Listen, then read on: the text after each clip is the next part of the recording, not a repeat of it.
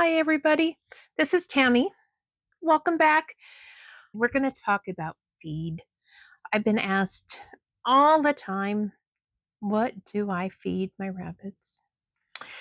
And do rabbits, Angoras, really need a higher protein feed because of all that gorgeous wool they're making?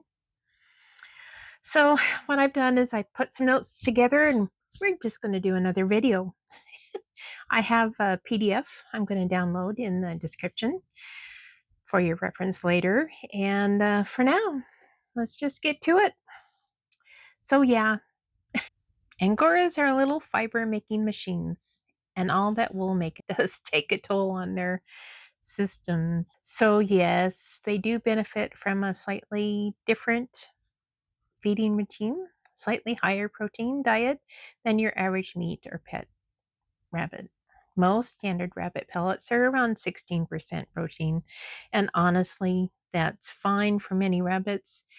But if you're going to try to grow healthy, strong wool on a regular schedule, especially with the giant Angoras, you might bump it up to closer to 17, 18% protein. Now, what I'm focusing on is primarily sharing with you what I have learned in my barn throughout the years with my giant Angoras. Although everything I'm sharing with you today, in my opinion, is probably pretty darn close to the same with all Angoras. The main difference, of course, is the giants will eat a tad more, especially those teenagers. Sweet thing. Her babies are just 2 months old now. And they are just starting their teenager itis thing, and they are eating a lot. So, yeah. Okay, what do I feed? Lifelong king rabbit, and I get it in Union Mills in Milano, Oregon. I supplement with a King brand YQ Plus, about a tablespoon a day. They love it. It's like crack for them. It's like candy, and it's really good for them. And I occasionally supplement with other things too. Now, when you're shopping for feed, protein is just part of the picture. Look at the ingredients. You want a balanced pellet with quality fiber sources like alfalfa and timothy, and consistent vitamin and mineral support. Some people even mix feeds, like half show feed and half regular pellet, trying to get that sweet spot for protein and other nutrients.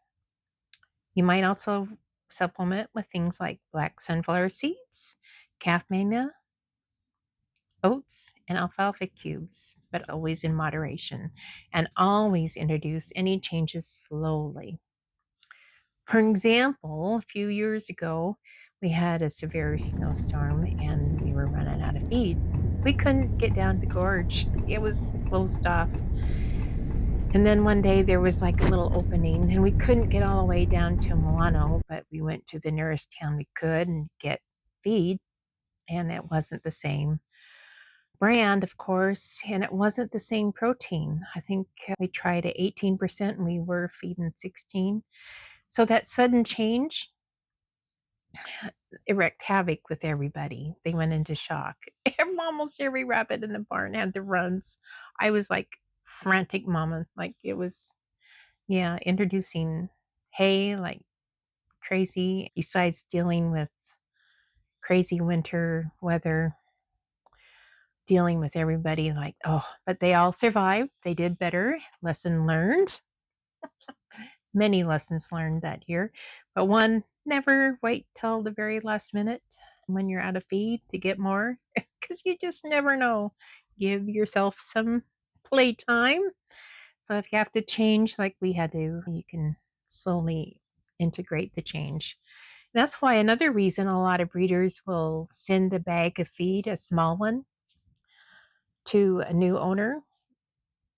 That way, the new owner can slowly change into their new feed. There's a lot of changes going on with the transport and whatever you're doing from one rabbit tray to the other. But that feed change can add to the stress level. So that's one thing that can help. Always feed hay, hay, hay, and even more hay. Grass hay is preferred. Timothy hay is my favorite. And with full show coats, That's a struggle. You don't want all that grassy hay tidbits in their wool. It can make a mess in a hurry. It does blow out pretty quickly and easily for the most part. I've had some grass hay that's kind of sticky, and it does wreak havoc. So I have to be honest. On show days, I don't generally feed hay. If I'm doing my last minute grooming and primping the night or two before the big show, before we load up, I don't give them any hay. I try to pack some with us. So if somebody has some issues or they get stressed along the way, we can give them some hay to munch on. But as a general rule, I don't have hay on our long trips to show days.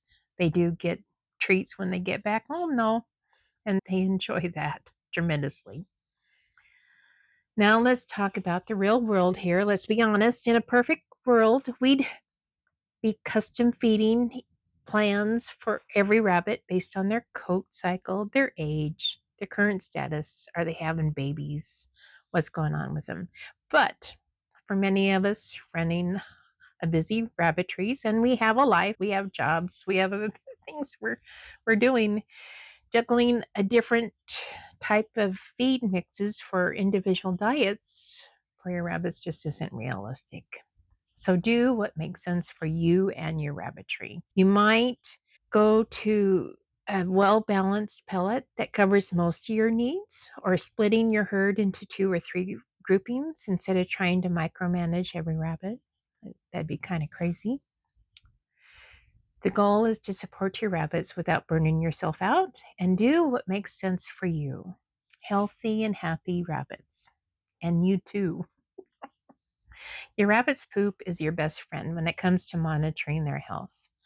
Healthy rabbit poops look like dry, round little Cocoa Puffs. They should be uniform in size, like little peas or little chickpeas, and easy to break apart when crumbled, revealing the fibrous content inside. That's what we want, nice round poops.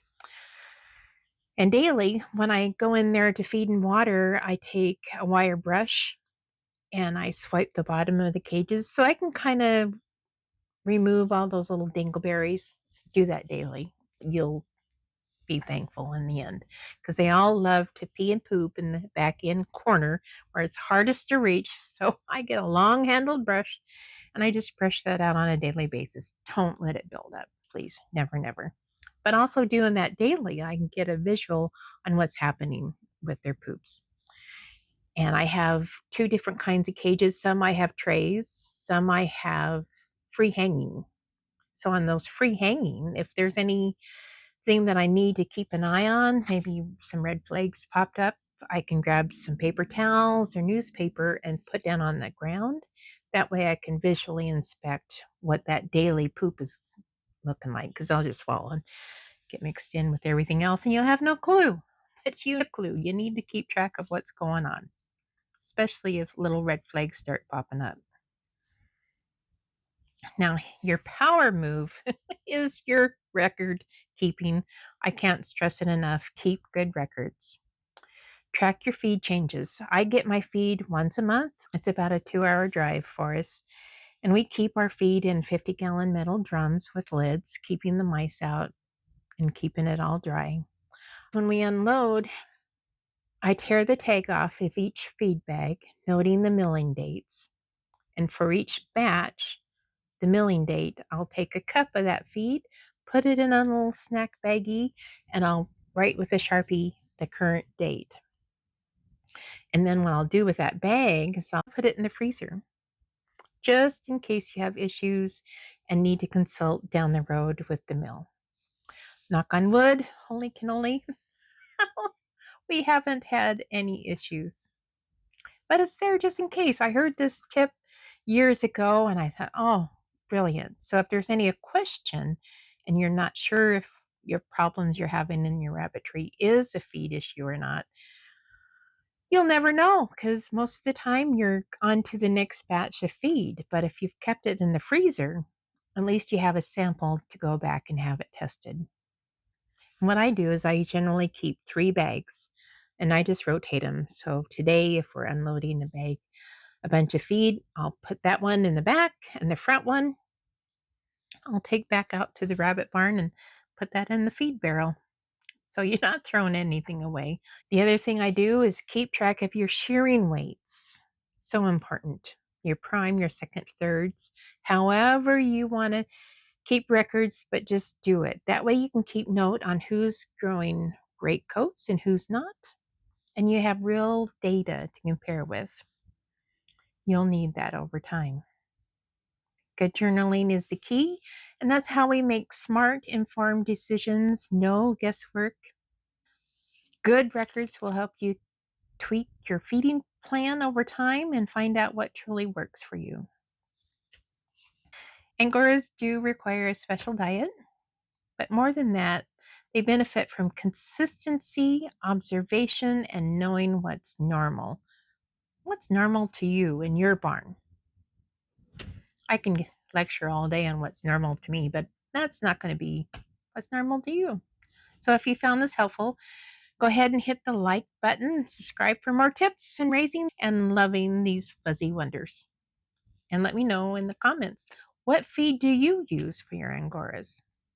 Oh, and also, I'll have to put this in there. This is the best book, Rabbit Production. It's 10th edition. It's the most current. And there's a great section in here also on Angoras, too, by Leslie Simpson.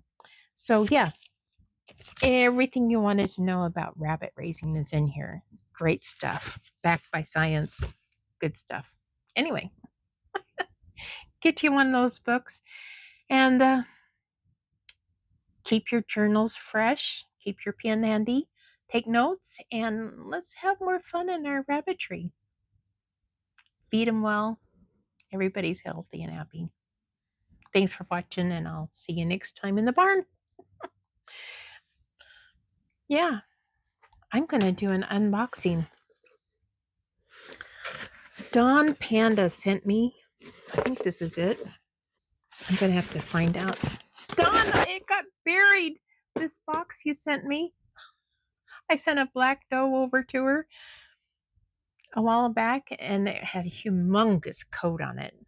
And Dawn, bless her heart, she promised to send me her wool, so she did. We're going to have an unboxing here soon. Finally, I'm going to unbox it. Thank you, doll. I love you guys. See you later.